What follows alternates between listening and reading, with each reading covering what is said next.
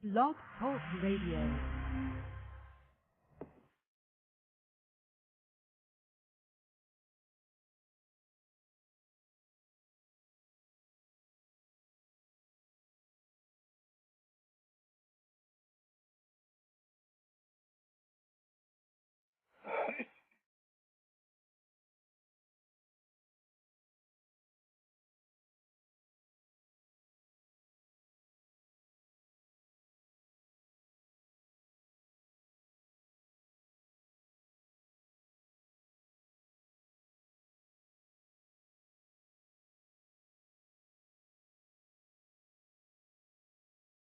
Boa noite, meus amigos. Estamos aqui de volta. Como sempre, começamos invocando a Santíssima Virgem Maria, o Santo Padre Pio de Pietrelcina, que roguem a Deus que nenhuma injustiça se cometa nesse programa. Eu queria chamar aqui a atenção de vocês para uma nota que saiu hoje na coluna do Reinaldo Azevedo, da mais extraordinária importância, em que diz que o programa de governo da Dilma Rousseff inclui um princípio que, na prática, extingue a propriedade privada no campo e na cidade e caça a prerrogativa da justiça nesse ponto. Olha, é o mesmo item que constava no famoso Programa Nacional de Direitos Humanos, que o Reinaldo chama de Programa Nacional Socialista de Direitos Humanos, que torna o invasor de uma terra uma parte na negociação. Quer dizer, você invade a terra do outro, automaticamente a justiça tem reconhecido você como uma parte legítima na negociação da propriedade da terra. Quer dizer, é a legalização do banditismo, a legalização das invasões de terra, evidentemente.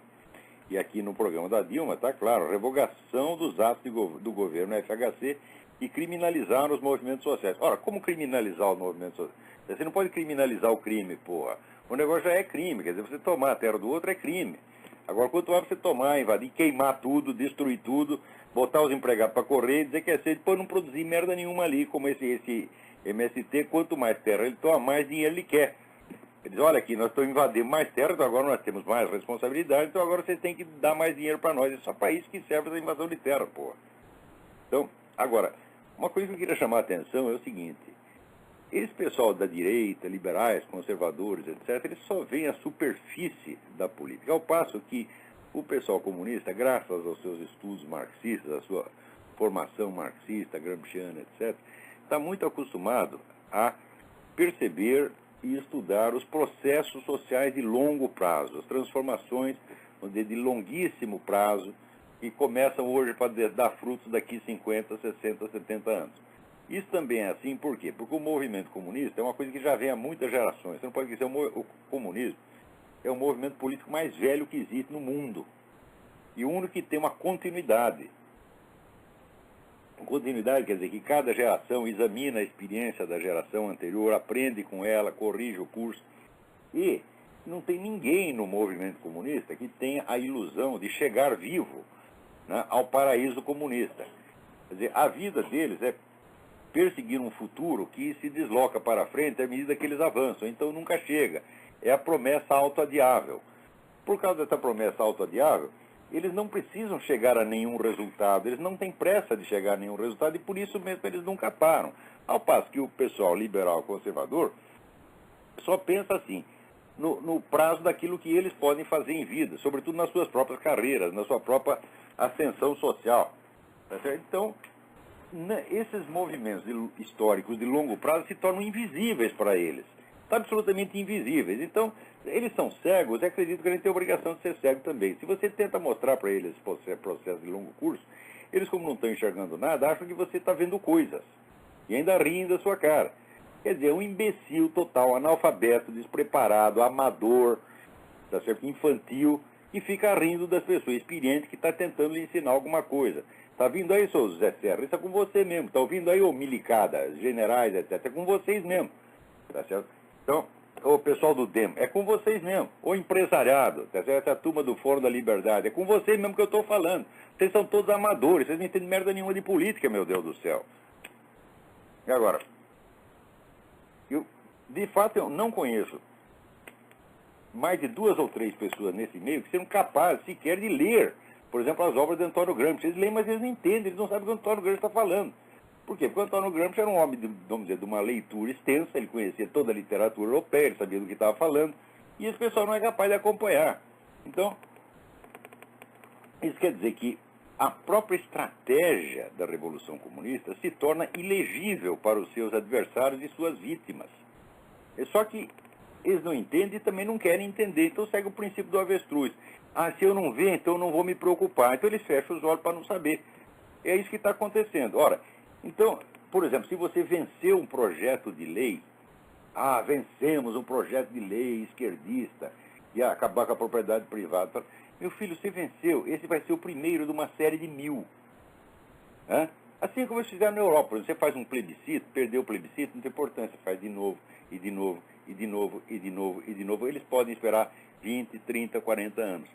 De mais longo prazo ainda é o projeto islâmico de dominação mundial, que vai avançando centímetro por centímetro, cada ano está maior, mas a coisa leva tanto tempo que o horizonte temporal estreito, miúdo, tá certo, minúsculo, do político de direita não consegue enxergar, porque o político de direita só pensa na sua carreira, tá certo? Então, o tempo histórico para ele se mede assim, no máximo em 20 anos, que é o prazo útil da carreira dele. Então não pode enxergar mesmo. Empresário, então, nem se fala, porque empresário só pensa assim, vamos dizer, no orçamento do ano seguinte. Ele tem lá os seus projetos de marketing, tem o balanço do ano passado, então esse é o prazo de pensamento dos caras. Ora, para vocês verem como esse imediatismo imbecil, toma conta de tudo e destrói tudo na chamada direita brasileira, me chega aqui a notícia de que o ex-aluno meu, Marcel Van Hatten, agora vai ser candidato a deputado federal, né? Federal ou estadual? Ele trocou a notícia aqui, mas não interessa se é federal ou estadual. Então aparece ele lá, tá certo, sendo abraçado pelo José Serra, né, e todo mundo contente. O rapaz subiu na vida, ele vai ser deputado e tal. Eu digo, mas escuta, mas que estupidez. Anos atrás, 10 anos atrás, eu conheci um rapaz, um líder estudantil lá em Porto Alegre, que era um sujeito de uma valentia extraordinária, de um talento incrível, sujeito de falar muito bem, tinha liderança, se fazia obedecer, uma pessoa que se fazia respeitar. Eu falei, pô, esse cara vai longe. Não passa 3 meses, chega um filho da puta de um senador e chama ele para ser chefe de gabinete em Brasília, porra! Matou o cara, você tá entendendo? Como? Estão matando agora a carreira do Marcel Van Hatten. Ele mesmo não sabe disso. Olha aqui, Marcel, acorda. Ir para Brasília, ser deputado, não é nada. Você vai ser dissolvido no meio daquela putada corrupta. Lá você não vai poder fazer merda nenhuma. Agora, como líder regional, você podia ser grande. O que interessa, meu filho, não é subir, estar lá em Brasília. O que interessa é ter fundamento, ter ligação no povão, nas esferas que verdadeiramente interessam. Olha aqui, os pilares do poder, as verdadeiras fontes do poder, são as universidades, os meios de comunicação e os movimentos sociais. Os partidos políticos não são nada. O único partido político que é alguma coisa é o PT, porque o PT não confia em política partidária. O PT faz política de base, o PT organiza militância, o PT tem raízes dentro de cada universidade, de cada sindicato. É isso que tem que fazer, não é ser deputado, Marcel. Acorda, porra! Agora, peraí, tem alguém? Hã? Deputado estadual. Então tu vai para a Assembleia Estadual, tu vai ser mais um palhaço lá dentro. Não estou dizendo para vocês não votarem nele, pode até votar, Marcel é muito boa gente, eu acredito na honestidade dele, mas que é uma estupidez. Você que começa com uma carreira estudantil tão promissora, uma liderança estudantil que devia se sedimentar na universidade, tu tinha que largar de ser estudante para ser professor na mesma universidade, como o pessoal da USP faz. O pessoal sai do banco escolar da USP e vai para a cátedra, e termina dominando toda a universidade, de maneira que lá dentro não há espaço para um inimigo deles. É o que vocês tinham que fazer, vocês tinham que tomar universidade por universidade, sindicato por sindicato, ONG por ONG, bairro por bairro, e não assim, no primeiro entusiasmo já vira deputado. Mas que amadorismo, que coisa mais boboca, que ilusão estúpida. Ainda vem esse Zé Serra ajudar a atrapalhar, como o outro lá, senador, ajudou a atrapalhar a carreira do menino lá que eu estou falando. Entendeu? Então, não se iludam com essa coisa. política partidária tem muita importância depois que você tem uma vasta militância organizada e sedimentada no seio da sociedade mesmo. Aí sim interessa a política partidária, por quê? Porque você tem respaldo. Olha, ele se elege deputado. Se amanhã ou depois alguém te persegue, inventa uma queixa contra você, te acusa de ter, sei lá, comido a mãe do Lula, você está entendendo? O que você vai fazer? Para quem você vai apelar? Para os seus eleitores? Seus eleitores estão tudo em casa, nem se lembram mais de quem votaram. Se você não tem militância para te defender, militância para ir para a rua protestar, você não tem nada, você está desfornecido, você está na toca do lobo, moleque. Por que não perguntou para mim? Esse pessoal vem, ouve as minhas aulas, puxa o meu saco, mas depois sai fazendo besteira uma atrás da outra e nunca me pergunta. Ora, eu conheço gente, por exemplo, certos líderes empresariais em São Paulo que poderiam ser grandes e ter poder, mas caíram porque aceitaram cargos. Não vou dar nome porque não interessa, tá entendendo? Mas é coisa de idiota. Por exemplo, se você tem uma liderança no meio empresarial, consolide essa liderança. Eu me lembro, por exemplo, o antigo presidente da Federação das Indústrias, no tempo dos milicos, Teobaldo de Negres. O governo aumentava o imposto, o Teobaldo de Negres telefonava direto para a mesa do presidente Costa e Silva e falava: nós não vamos pagar essa merda. E o Costa e Silva afinava. Que empresário que faz isso hoje? Estão tudo lá abanando o rabinho, oferecendo o cu para o ministro comer. É isso que estão fazendo hoje. Tá certo? Por quê? Cai nessa ilusão da política eleitoral. Olha, preste atenção. Na hora que aquele cretino do Juscelino Kubitschek inventou Brasília, tá certo? Ele acabou com a democracia no Brasil. Não é possível ter democracia se a capital é inalcançável, meu filho. Isso é a coisa mais óbvia do mundo, a coisa mais óbvia do mundo. Antigamente, o presidente fazia alguma coisa que você não gostava, você ia lá onde hoje é o Museu da República, que era o Palácio do Catete, fazia um barulheiro lá na frente, o presidente se cagava de medo e mudava de ideia. Agora, como é que tu vai fazer? Vamos reunir gente para ir em Brasília. Para você reunir militantes para ir em Brasília, só se você for bilionário, como o MST. Então, o resultado, transferir a capital para Brasília foi entregar o poder para os grupos bilionários e mandar o povo tomar no cu que está tomando até hoje. E ainda tem gente que aprecia Juscelino. Tá certo? Juscelino foi um merda, um homem sem visão nenhuma. Tem visão do futuro. Que visão do futuro? É negócio de interiorização do desenvolvimento. Não teve interiorização do desenvolvimento nenhum. O interior começou a se desenvolver 50 anos depois, sabe quando? Quando o MST, que ocupava uma faixa enorme, lá perto do Pantanal, tá certo? Desistiu da terra e começou a vender. Daí tinha lá os gaúchos compraram e começaram a plantar soja, plantar milho, sei lá, plantar o quê, e ficaram milionários. Aí que começou a interiorização do desenvolvimento. Não tem nada a ver com Brasília. A participação de Brasília nisso foi zero. Quer dizer, todos os motivos para fazer Brasília são todos falsos. A cidade é uma merda, é uma concepção socialista. Olha, eu tenho aqui um livro escrito por dois arquitetos soviéticos. A cidade comunista ideal. É igualzinho o plano de Brasília. Quer dizer, foi para isso que fez, para um governo centralizado e centralizador que está fora do alcance da ação do povo. Foi para isso que fizeram. Então, agora está muito difícil mesmo as coisas no Brasil. Desde a fundação de Brasília, você vê que a história do Brasil, antigamente era cheia de acontecimentos. A história política do Brasil acontecia coisa atrás de coisa. De repente, bicho, não acontece mais nada. Mais nada. Quem está no poder fica.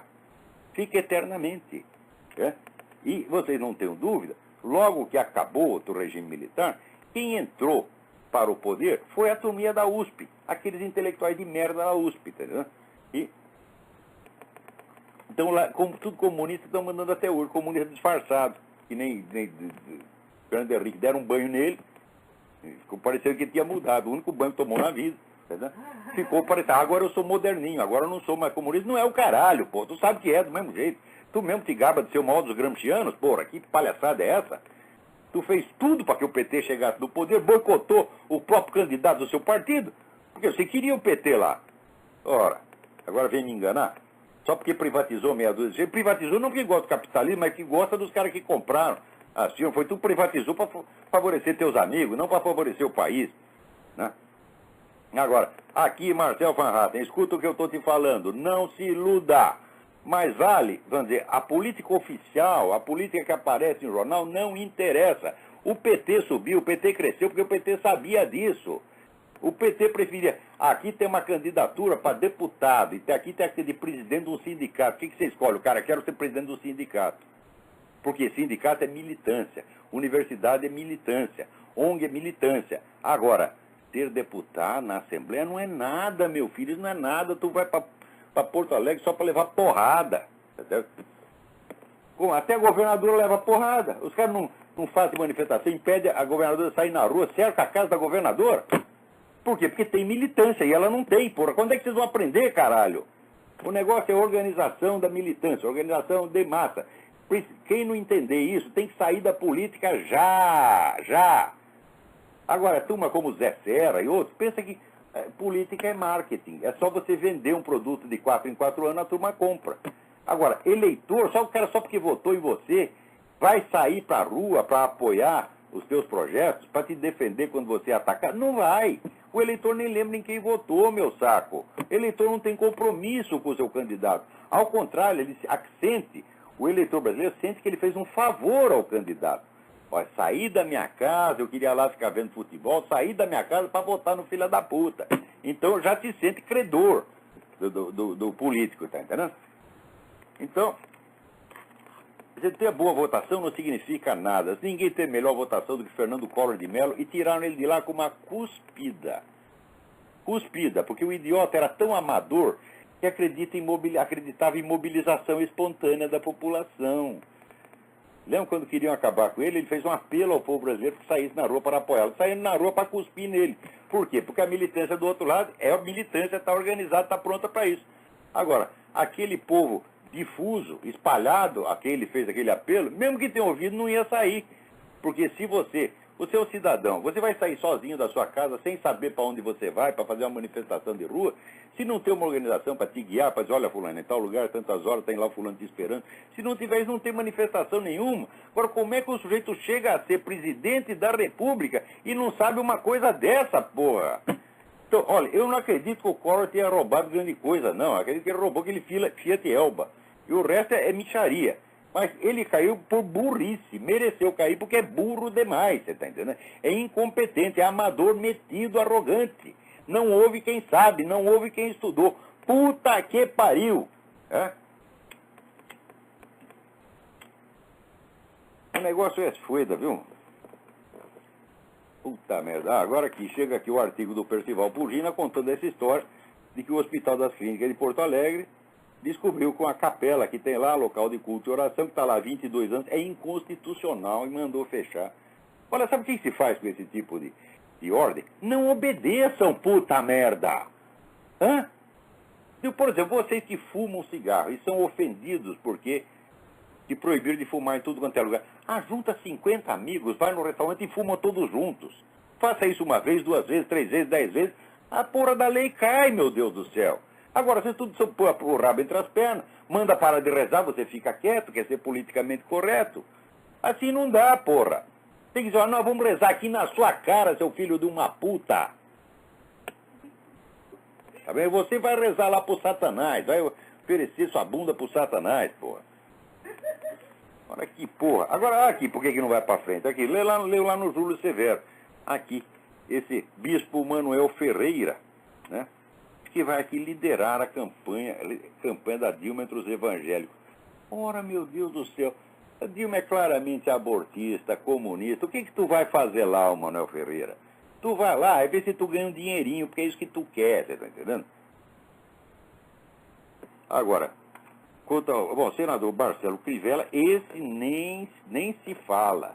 Né? Esse aí é o campeão dos psicofantas, campeão do puxação de saco. Tá certo?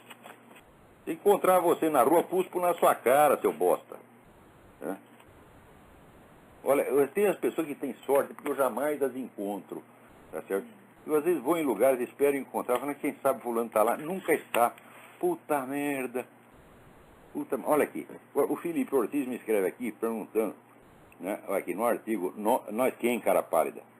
Tu mencionou a hegemonia exercida por Paulo Freire, Emília Ferreira, Celestão Freinet, Lev Vygotsky e outros doutrinadores comunistas nas discussões e estudos sobre pedagogia no Brasil. Uma pessoa da minha família estuda pedagogia numa universidade brasileira está sofrendo isso na carne. Profundamente decepcionado com a quantidade de bobagens socialistas que é obrigada a ler e ouvir a fim de passar nos exames, ela não sabe, porém, quais livros ela deveria ler para aprender pedagogia de verdade. O senhor poderia passar aos seus amigos uma bibliografia essencial sobre educação? Olha, vou pensar essa bibliografia e fazer, mas eu tenho duas sugestões para te dar imediatamente. Imediatamente. O primeiro é o livro do Gilbert Hagen. Gilbert Hagen é um grande educador americano, escreve-se H-I-G-H-E-T, Gilbert Hagen. O livro se chama The Art of Teaching. É uma história, vamos dizer, dos grandes educadores da humanidade. E ali você já tem uma bibliografia. Também eu sugiro que você procure livros de pedagogos que realmente ensinaram alguma coisa para alguém, o que não é o caso desses caras. Você já viu algum sujeito que tenha sido alfabetizado pelo Paulo Freire, chegar assim, vamos dizer, sei lá, a ser gerente de banco do interior? Não tem um. Não tem um. Me mostre um alfabetizado pelo Paulo Freire. Nunca ninguém foi alfabetizado pelo Paulo Freire. Nem a mulher dele. A mulher dele escreveu uma carta para o jornal. A carta é um primor de analfabetismo. Que o sujeito, ora, não alfabetiza nem a própria mulher, como é que vai alfabetizar os outros, porra? Agora, se você quer saber quem alfabetiza pessoas, estude aí o trabalho do professor Reuven Feuerstein. Reuven escreve-se R-E-U-V-E-N. Feuerstein escreve-se F-E-U-E-R-S-T-E-I-N. Reuven Feuerstein é um educador israelense que inventou uma técnica que ele consegue ensinar álgebra superior para menino retardado mental. Você leva lá um menino mongoloide, daqui a pouco, daqui 3 meses, está o garoto dando um baile em você, rapaz.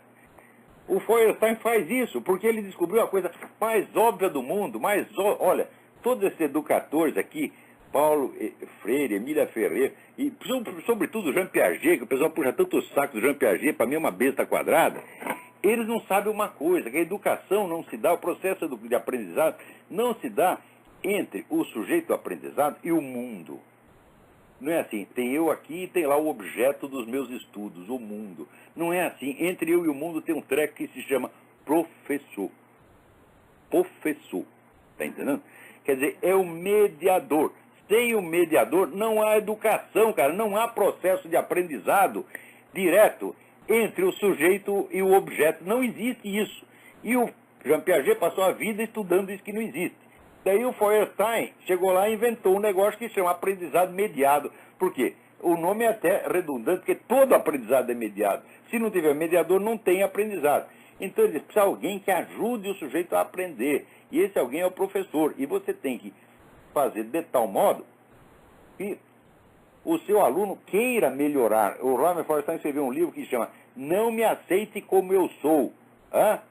Isso é a regra número 1 do professor. Você tem que olhar o seu aluno não pelo que ele é agora, mas pelo que ele pode vir a ser. E você tem que apostar nele. Tá certo? Eu, quando pego meus alunos, quando aceito meu aluno, eu digo, aqui, tu vai sair daqui sabendo essa coisa, nem que eu tenha que te matar, desgraçado. Você vai aprender de qualquer jeito, tá entendendo? E eu aposto neles, e nunca tive que matar ninguém, nem tive nem que gritar, todo mundo aprende. Eu tenho muito orgulho disso. Você pega qualquer aluno meu com 2 anos de estudo, dá um baile, tá certo? Em qualquer professor universitário de filosofia, né? Então, agora eu não escrevi nada sobre educação e não tenho teoria educacional nenhuma, tenho só minha prática. Eu sou um modesto professor, não sou um educador propriamente no sentido teórico da coisa.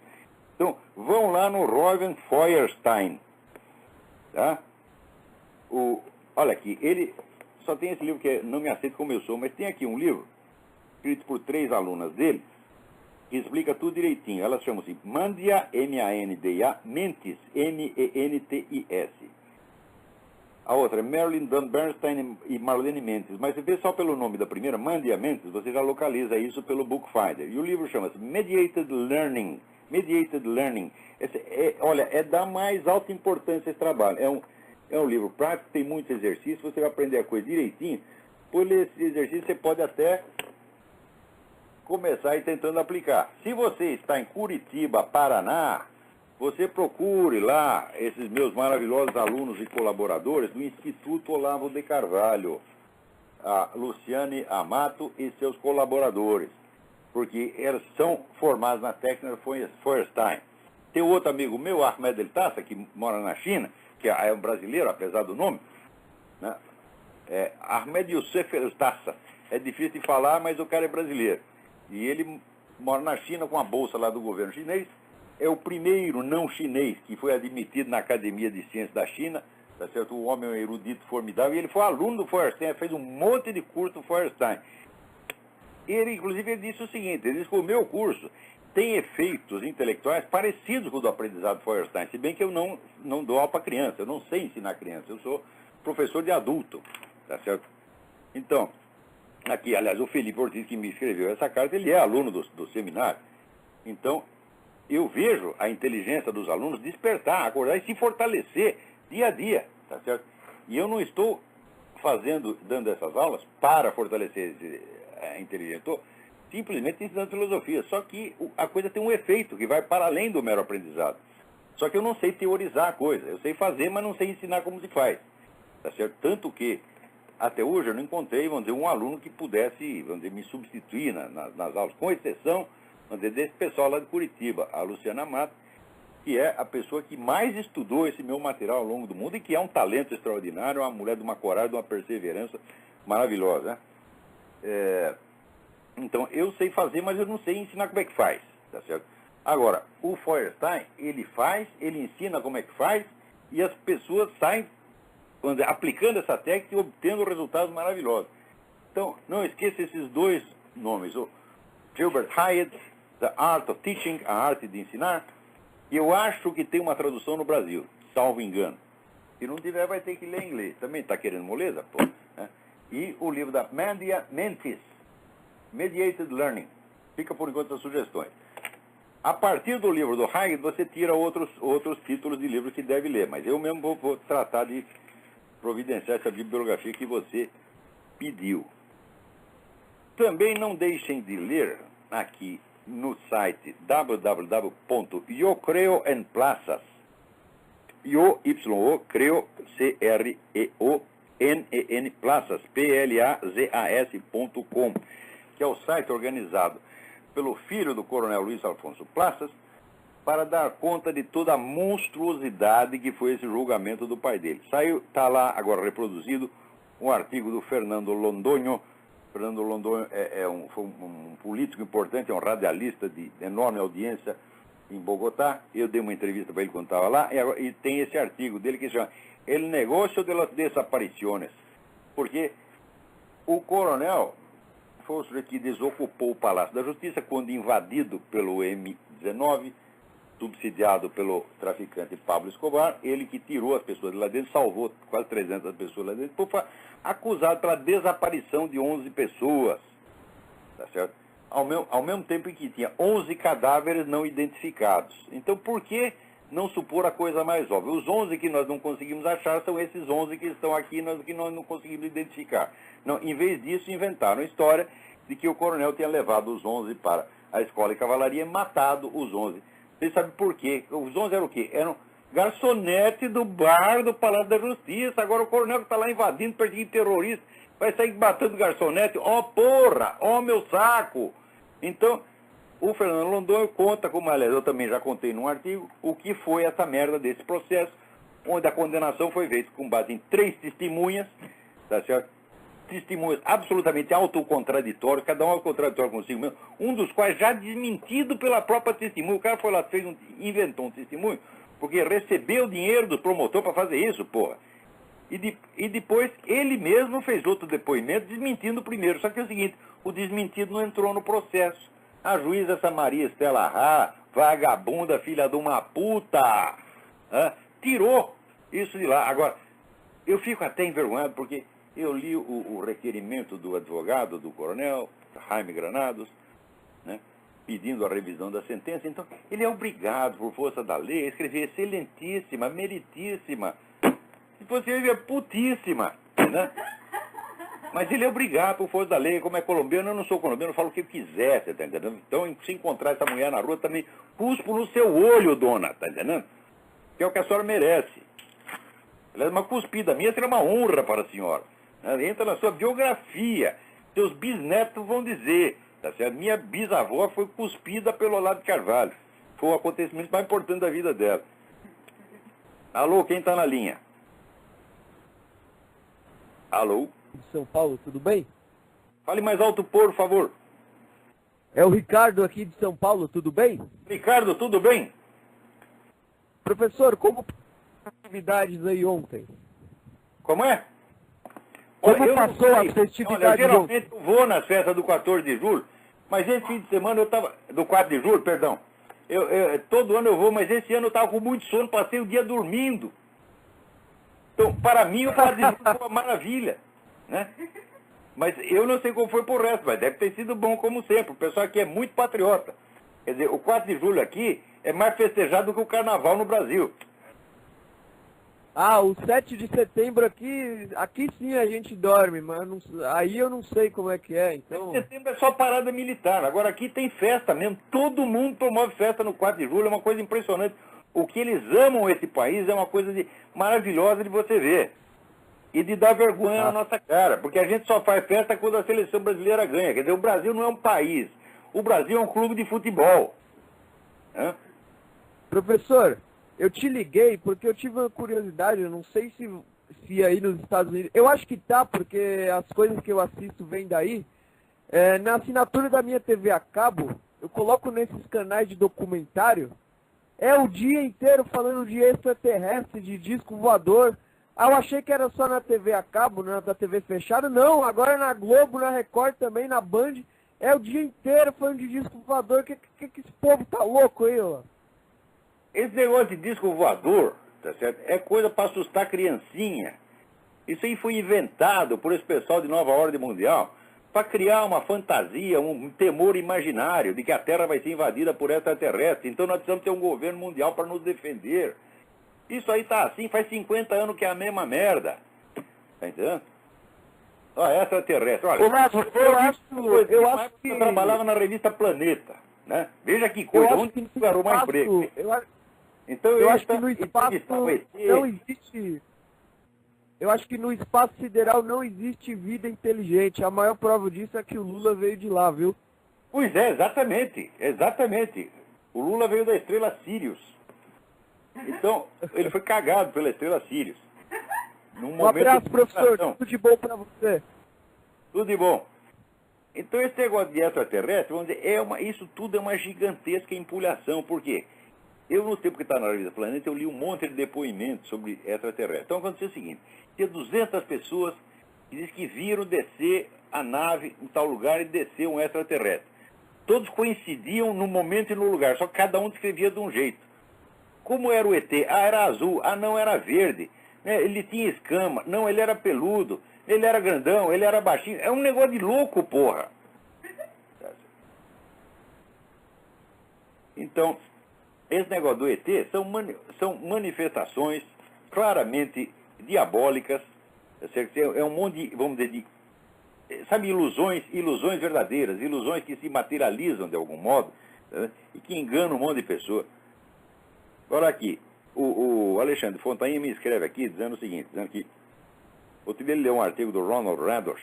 Ronald Radosh é um cara que escreveu um livro importante sobre o comunismo em Hollywood, dizendo que a Columbia University tem sido o centro da infiltração comunista nos Estados Unidos desde a década de 20. É exatamente, isso é muito certo, muito certo.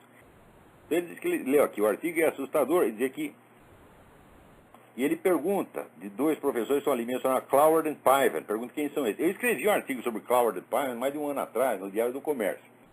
São os caras que nos anos 50 bolaram a estratégia de tudo o que o Obama está fazendo agora. E é uma estratégia que foi aplicada, eles eram discípulos do Saul Alinsky, que é o grande mentor da Revolução aqui nos Estados Unidos, e a ideia deles é o seguinte, olha, se você pega a Previdência Social, ela estabelece lá um monte de direitos que teoricamente abrange não sei quantos milhões de pessoas, 50 milhões de pessoas. Mas acontece que desses 50, só 10% estão lá inscritos e estão recebendo os benefícios. Se a gente inscrever os outros todos, o que vai acontecer? Nós levamos a Previdência Social à falência e daí o sistema vem abaixo. E é isso que nós vamos fazer. Eles bolaram isso em 1900, que foi exatamente o que os caras fizeram. E o Obama está prosseguindo, ele quer botar mais gente na Previdência Social, recebendo mais dinheiro, só não diz de onde vai tirar a porra do dinheiro. Então, ele sabe que isso produz a falência, e é exatamente o que ele quer fazer. Eu não tenho a menor dúvida de que o Obama é um inimigo dos Estados Unidos. Ele trabalha para alguma potência exterior, muito provavelmente os sauditas que financiaram a carreira dele inteira. Tá certo? Então, para mim, isso está bastante claro. O senhor está lá para botar para fuder mesmo, tá entendendo? Então, esse aí é Cloward Department. Eles inventaram o plano. Procure lá na minha página. Né, você põe ali no aparelho de busca, você põe Cloward e vai aparecer lá, né, o artigo que eu fiz a respeito. Agora também alguém me mandou uma notícia aqui da Folha dizendo que de janeiro a junho, né, a União, o governo, dobrou o seu gasto com publicidade. O que é isso em época eleitoral? Puta que pariu! Porra, será que ninguém enxerga isso? Esses caras são totalmente cínicos, eles fazem o que quiserem. Eu até que já não há mais poderes sociais para se opor a ele. Por quê? Porque toda força de oposição que aparece, o pessoal chama para ser candidato, para ser deputado, para ser vereador, e neutraliza o cara, porra! Não deixa se formar a verdadeira oposição, que não está na política eleitoral, está na sociedade. Puta que pariu! São forças sociais que têm que se organizar. Quantas vezes vai ter que dizer isso, sua cambada de burro? Né?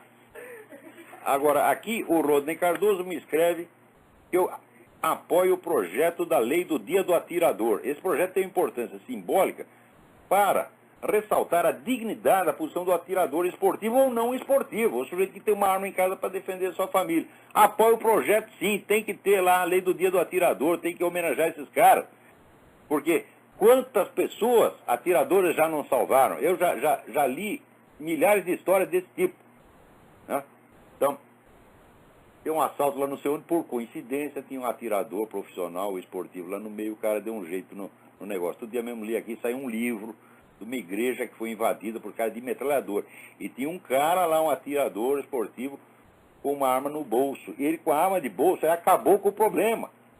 Tinha 5 ou 6 caras com metralhadora. Ele deu cabo de 3, os outros saíram correndo. Né?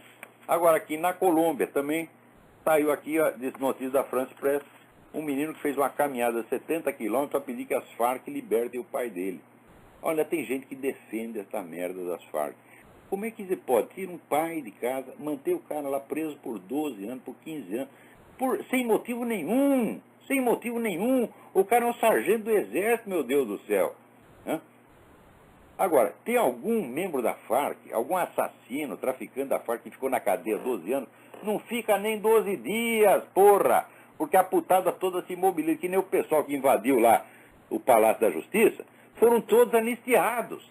Quer dizer, o criminoso é anistiado e o policial que os prendeu, o homem do exército que os prendeu, vai pra cana.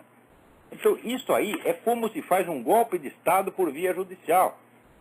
Até quando... Olha, o problema é o seguinte, esse pessoal de esquerda, pessoal revolucionário, eles pensam em revolução 24 horas por dia e eles têm dentro do seu coração um ódio infinito, um ódio que nada aplaca, nada aplaca. É? E o outro pessoal, não, eles pensam em política de vez em quando. Eles não aguentam ter a intensidade de ódio que essa gente tem. Então o que a gente tem que fazer? A gente tem que reconhecer, a gente não é capaz de odiar os filhos das putas que eles nos odeiam. Mas a gente é capaz de entender que eles são loucos. É? E que eles são pessoas que têm que ser excluídas da política para sempre. Qualquer pessoa que tenha mentalidade revolucionária tem que ser excluída da política. O que é mentalidade revolucionária?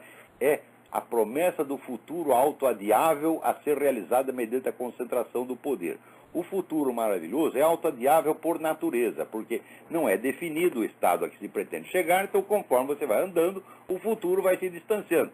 Tanto que esses filhos das putas estão matando gente há 200 anos, já mataram no total. Se você pegar desde a Revolução Francesa até hoje, dá uns 300 milhões de pessoas. Já mataram 300 milhões de pessoas e o estado paradisíaco prometido jamais chegou. E não vai chegar nunca, é claro que não vai chegar nunca, porque ele não foi feito para ser realizado. Quando é que vocês vão entender isso aí? Hã? Ele foi feito para justificar o modo de vida desses caras. É? Prestem bem atenção, até o século XVIII, você não vê uma única pessoa criticando a sociedade como um todo. As pessoas criticam uma coisa, criticam a outra, mas elas reconhecem, todo mundo reconhece, a maior inteligência do universo, reconheciam que elas não eram capazes de inventar uma sociedade. Você vê a República de Platão, como é que termina? Ele descreve aquele estado maravilhoso e ele mostra por que, que aquilo é impossível e por que, que aquilo jamais vai acontecer. E se acontecer, não vai durar 2 dias. Esse é o final. O pessoal lê o comecinho da República de Platão, ou lê lá um verbete de enciclopédia e acha que leu. E acha que Platão está defendendo o regime ideal. Não está defendendo merda não, ele está mostrando como aquilo é impossível. Então, todo mundo sabia disso. A partir do século XVIII, mudou. Todo mundo acha que pode criticar a sociedade como um todo e propor um novo modelo de sociedade. Isso que é mentalidade revolucionária. Ninguém pode inventar um modelo de sociedade. Porra! É? Quando é que vão entender isso? Então, qualquer sujeito que vem aí com a promessa de uma sociedade maravilhosa, tá certo? E já pede a concentração do poder, você não vai ter a sociedade maravilhosa, mas vai ter a concentração do poder. Todo cara que vem com essa ideia tem que ser excluído da política imediatamente. Não só excluído da política, tem que ser excluído de todo ambiente decente. Porque isso é loucura, isso é a patologia no sentido clínico. É o que o psiquiatra Dr. Paulo Sergei chamava de delírio de interpretação. As pessoas enxergam o mundo de maneira errada. E por isso mesmo elas odeiam, porque quanto mais mal elas fazem, quanto mais elas sujam as suas mãos, mais elas precisam de uma compensação. E qual é a compensação? É dizer que o outro é pior que ela. É sempre assim. Então, os maiores, se pega lá, Fidel Castro está indignado com a justiça do mundo. Por quê? Porque ele matou 100 mil pessoas. Hã? Então, quanto mais se sujam, mais querem se limpar nos outros. Como é que nós podemos admitir que pessoas assim sejam pessoas decentes com as quais nós devemos discutir política calmamente, polidamente? Não, as pessoas têm que ser excluídas. É? Não adianta pôr na cadeia, porque cadeia é provisória, meu filho. Você tem que criar uma rejeição social desses caras. Você tem que explicar para todo mundo. Ó, o cara veio com essa conversa, você sai correndo porque é louco. É? Nós temos que carimbar, não com uma mentira como eles fazem, mas com uma verdade do que eles são. Tá certo? Não é para discutir política com esses caras, não. Não é para aceitar nenhuma convivência. Não pode aceitar essas pessoas na sua casa. Agora, esses ricaços, o que fazem? Aí, seu Abílio Diniz, seu puxa-saco de merda, puxando saco seu próprio sequestrador, e ainda vem escrever livro sobre a arte de viver. Você não sabe viver, a sua vida é uma mentira. Toda ela é uma mentira, seu Abílio. Agora fiquei puxando o saco de Dilma. Ora, isso aí, o cara transformou a síndrome de Estocolmo numa arte de viver. Quer dizer, apaixone-se pelo seu sequestrador, lamba o sapato dele, puxe saco, se avilte e diga que isso é arte de viver. Ora, seu Abílio, o que é isso? Aí para você, a gente tem que dizer aquilo que o Groucho Marx dizia para um amigo dele, bilionário. Para sobreviver com essa sua cabeça, só mesmo tendo muito dinheiro, porra. Vamos lá. Dinheiro ele tem. E muito. Para comprar muita gente. Não estou entendendo nada do que está falando, então aí dançou. Tem outra pessoa? Que? Alô, quem é? Boa noite, Olavo. É Carlos de Santa Catarina. Carlos, tudo bem? Tudo bem, Olavo? Tudo bom. Eu só queria te passar, não seria em primeira mão, mas o PT está mudando todo o programa dele de governo que ele registrou no TSE hoje. Ah, é? Ele acabou de retirar tudo e está mudando tudo. O que fez? Adocicou? Ah, lógico. Bastante mesmo. Claro, claro. Mas esse pessoal, eles mudam de conversa, que eles trocam de cueca, porra. É só para te avisar aí. Boa noite, Olavo. Eu estou falando que são loucos, que são psicopatas, que não são pessoas confiáveis. Nenhum deles. Qualquer pessoa que tem ideia revolucionária na cabeça, tem ideia comunista, fascista, nazista, anarquista, é tudo louco, meu Deus do céu. Então, da mentira, mudar de conversa é natural neles. Eles passam do terror para a sedução, da sedução para a chantagem emocional, da chantagem emocional para a autovitimização, depois volta para o terror de novo, o tempo todo. E vocês ainda aguentam essas pessoas e ainda querem praticar aquele negócio da tolerância. Nós temos que tolerar os nossos adversários. Eles não são adversários políticos, são pessoas de mentalidade criminal. Quando é que vocês vão entender? Adversário político é se você pegar, por exemplo, você pega lá o Partido Trabalhista Britânico, o Partido Conservador Britânico. Ninguém lá quer fazer uma sociedade nova. Eles sabem que cada um cara sabe que o que ele fizer no governo dele, o governo seguinte pode desfazer. E aceita essa regra do jogo. todo político decente, ele tem que se submeter a essa regra. O que eu fizer no meu governo pode ser desfeito no governo seguinte. Por quê? Porque eu não sou infalível. Agora, esse pessoal não, as mudanças que eles querem é de uma vez por todas. Eles não precisam chegar a fazer o que eles querem, mas eles impedem os outros de fazer qualquer coisa. Então, isso não vai parar no mundo, essa merda não vai parar, enquanto as pessoas não tomarem consciência de que ser revolucionário não é normal.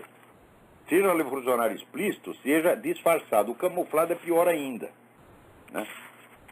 Olha aqui, a cidade de Chicago acabou de aprovar novas restrições contra a posse de armas pelo cidadão comum. Quer dizer, veja, a Suprema Corte já decidiu que o direito de ter armas é universal, quer dizer, não pode ser, é um direito federal. Daí vem a cidade de Chicago e manobra. Mas nós temos que dar um jeitinho. E acabam dando um jeitinho, pô. Esses caras nunca desistem, porque enquanto se aceitar a presença deles na política e no ensino e nas atividades intelectuais, eles vão continuar. Eles nunca vão parar. Né? Olha que coisa. Agora, alguém me mandou um negócio aqui um depoimento do jogador Tostão, né, que ofereceram, o governo ofereceu aqui. Na semana passada, ao chegar de férias, soube, sem detalhes, que o governo federal vai premiar com pouco mais de 400 mil cada um dos campeões do mundo pelo Brasil em todas as Copas. Não há razão para isso. Podem tirar meu nome da lista, mesmo sabendo que preciso trabalhar durante anos para ganhar essa quantia. O governo não pode distribuir dinheiro público. Se fosse assim, os campeões de outros esportes teriam o mesmo direito. Aí, Tostão, é assim que se fala. O pessoal ri da minha cara, porque eu nunca fui buscar o meu dinheiro da minha aposentadoria, a qual eu, entre aspas, tenho direito há mais de 15 anos. Eu não fui e não vou. Pode deixar o dinheiro no cu. Eu não quero dinheiro do governo, nem quando eu tenho, entre aspas, direito. Agora, se não tiver, se for de presente, aí sim é para mandar enfiar no cu. Muito bem, Tostão, é assim que se faz.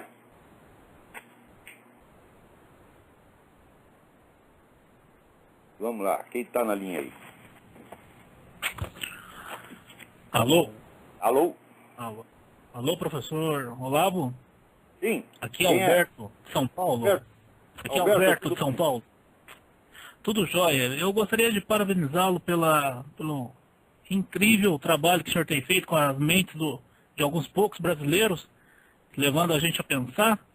E gostaria também de agradecer. Sou professor da rede privada aqui da cidade de São Paulo e estava à procura de um método de ensino diferente desses esquerdistas que a gente aprende na faculdade. O Feuerstein que você... Olha, o Feuerstein, rapaz, vai ter um tesouro na sua vida. Sua vida vai mudar. Eu fiz a leitura do Mortimer Adler, que o senhor fez com a recomendação. É outro, só que daí já é mais avançado, né? Mas para ensinar criança, o negócio é o Feuerstein. Eu tenho algumas perguntas aqui. A educação liberal é a saída para a formação do indivíduo de qualidade. Não tem isso é uma afirmação. Não tem a Agora, como levar isso a um grupo de jovens com o pensamento brasileiro? Olha, a gente primeiro, a lista dos livros que o Adler usa, a gente teria que introduzir algumas modificações. Eles não eram obrigados a seguir a lista. Mas a técnica básica é essa, ler os grandes livros da humanidade em todas as áreas, todas as disciplinas.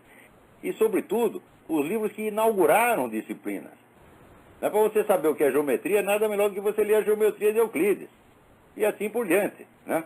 Essa é a técnica dele. Agora, ele tem algumas técnicas específicas de leitura que estão explicadas no livro A Arte de Ler, que agora foi reeditado pela Realizações. Acho que tem já 3 edições brasileiras desse livro. Né? Eu fiz a leitura do A Arte de Ler. Para ensino avançado, quer dizer, não é para criança isso aí. Você precisa pegar um rapaz de pelo menos 15, 16 anos para acompanhar um negócio desse. Então, para crianças, eu sugiro mesmo a adoção do método Feuerstein. Ok, eu fiz um contato com o pessoal do Instituto Internacional de Ciências Sociais e eles têm ali uma metodologia de ensino voltado para os clássicos. E eu gosto bastante da ideia de trazer o clássico para dentro de sala de aula. E a minha surpresa, os adolescentes não têm resistência a eles. Claro que não, eles têm interesse, cara. Eles gostam bastante. Dá para fazer uma coisa interessante que é a indicação individual de cada livro para cada aluno. Eles se sentem totalmente especiais e gostam da atividade feita. Uma outra coisa que eu gostaria de comentar é que foi através das suas aulas, na verdade dos seus comentários pelo Blog Talk, que eu conheci o Bruno Tolentino. E faz 3 anos agora, dia 27 de junho, da morte dele, né? Então, só fazendo também agradecendo pela qualidade do pensador que o Bruno Tolentino é. Eu acho que o Bruno é o maior desconhecido desde Camões. Eu acho que ele dá pelo menos de 3-0 no Carlos Drummond de Andrade. E eu tive o prazer de conhecê-lo. Eu acho que a indicação do programa de hoje está muito bom. Era a pessoa mais divertida que eu conheci. Você conviver com o Bruno, você dava risada o tempo todo. Era um negócio que às vezes você passava mal com as histórias que ele inventava. É fantástico, é um tipo fantástico. E o que o senhor tem a dizer durante as palestras do senhor? A gente percebe que o senhor tem um comentário muito triste com relação aos professores do Brasil. Dizem que não tem professor formado, os professores têm uma coisa que todo mundo vai chegar. Primeiro, nós temos professores demais. Para cada 100 professores, você tem que ter um qualificado. Então, não adianta você querer dar o que você não tem. Eu acho que a educação popular no Brasil, ela se adiantou em relação à educação da elite. Você precisa educar a elite primeiro, porque a educação é um sistema de círculos concêntricos, ela vai expandindo de dentro para fora. Então você tem que educar primeiro a camada intelectual mais elevada para que ela crie um círculo de professores, o círculo de professor cria outro círculo até chegar no povão. Agora, no Brasil, eles querem educação popular sem ter educado a elite, ou seja, os caras querem educar os outros sem ter educado a si mesmo. É o caso de todos os ministros da educação. Eu não conheci um ministro da educação que fosse um homem de verdadeira cultura. O cara não se educou a si mesmo, quer educar o outro. Ora, eu comecei a desempenhar atividade pedagógica depois de muito esforço para me educar a mim mesmo. Tá certo?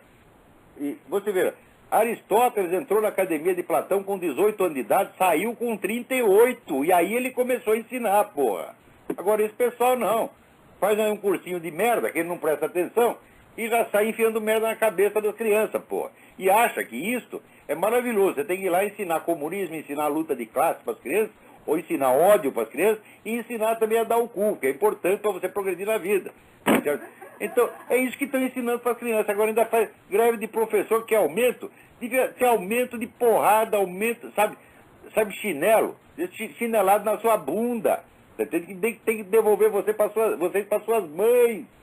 Tá certo? É isso que tem que fazer, porque faltou. O problema brasileiro começa na educação doméstica. As pessoas não sabem educar seus filhos em casa. Às vezes, assiste esses filmes americanos que o Hollywood só espalha merda pelo mundo, né? E ensina assim, que o pai deve tratar os seus filhos igualitariamente, ele deve compartilhar com ele as suas decisões. E daí daqui a pouco está o filho de 5 anos passando o pito no pai. E eles acham isso lindo. Só que é o seguinte, isso não funciona, caralho. É? Então, ensina essas coisas e mostra esse modelo corrupto da família americana, que é um modelo que não existe na praça, só existe na cabeça de Hollywood. As famílias de Hollywood são daquele jeito. Todo mundo grita com todo mundo respeita todo mundo. As famílias de Hollywood são assim, mas se eles passam essa imagem para o mundo, e tem gente, aqui também tem gente que acredita nisso e fica igualzinho. Agora, no Brasil, acredita muito mais. Então, começa com a corrupção da educação doméstica. A educação doméstica, por sua vez, começa com a igreja. O Brasil não tem mais igreja, pô. A igreja católica pediu demissão, tá tudo aí trabalhando para Dilma, pô. Como é que Por pode que a igreja católica pediu demissão? Porque é um bando de Tem alguma razão? Porque ficaram, olha, o Concílio Vaticano II meteu na cabeça dos caras que eles têm que se reconciliar com o mundo. Quando Jesus Cristo falou, não é para ter negócio com o mundo. Nosso negócio aqui é o outro mundo. Esse mundo aqui está perdido, aqui é o reino do Satanás. Nós temos que virar as costas, porque se a gente começa a se oferecer para esse mundo nos come. É a coisa mais óbvia do mundo, pô. Então a igreja embarcou nessa história de reconciliar-se com o mundo e está irreconciliada. Agora se rompeu a relação com Deus e está aí de beijinho com o mundo. É complicado. Eu às vezes acho a igreja católica no Brasil muito esquerdista. Mas é mesmo. Povão. Não é só esquerdista, é esquerdista e sem vergonha, meu Deus do céu. São os caras que se vendem por qualquer dinheiro. Mesmo o pessoal que se diz conservador, direitista, meu Deus do céu, como são intrigantes, como são fofoqueiros. É uma coisa meio... Olha, a decadência do Brasil começou com a destruição da Igreja Católica, porque o Brasil foi feito pela Igreja Católica.